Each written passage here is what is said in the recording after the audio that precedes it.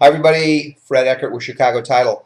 A lot of people ask me about tax sales, buying tax defaulted property because people have defaulted on their taxes. So I'm going to give you a little primer on this. This is going to apply primarily to Southern California. However, what I'm going to say will apply probably throughout most of the country, but you need to check your own county, check with your county tax assessor, recorder, clerk, or tax collector, and go on the web, take a look at it there. But I will say this is the biggest key for all of this is caveat emptor, let the buyer beware. Now, what happens with a tax sale? Well, I'm going to give you the Southern California one. In fact, the next auction for Southern California and San Diego is going to be March 18th.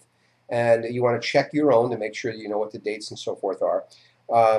Plenty of information is available at the San Diego site, which is sdtreas, T-R-E-A-S, tax.com. You take a look at it and you find the information, the property list, and so forth.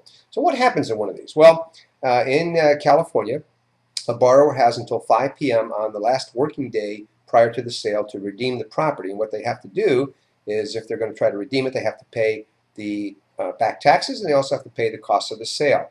They can do that basically with cash or a cashier's check or a money order or traveler's checks. They can't just give a regular check at that point if it's within 30 days. If it's outside of 30 days, they can use a regular check. Now, what does that mean to you? Could you go down and bid in these properties? Yes, but I'm going to go back to the idea of caveat emptor.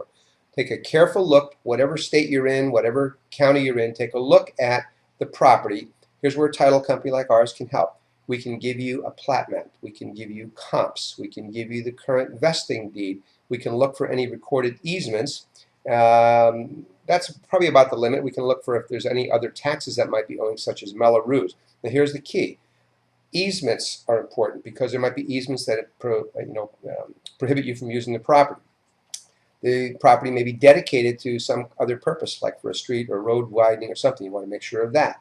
You're going to want to make sure that there's not other taxing agencies who have agreed maybe to the sale but are not agreeing to take a loss on theirs. So you want to make sure that you know if there's other taxes owing.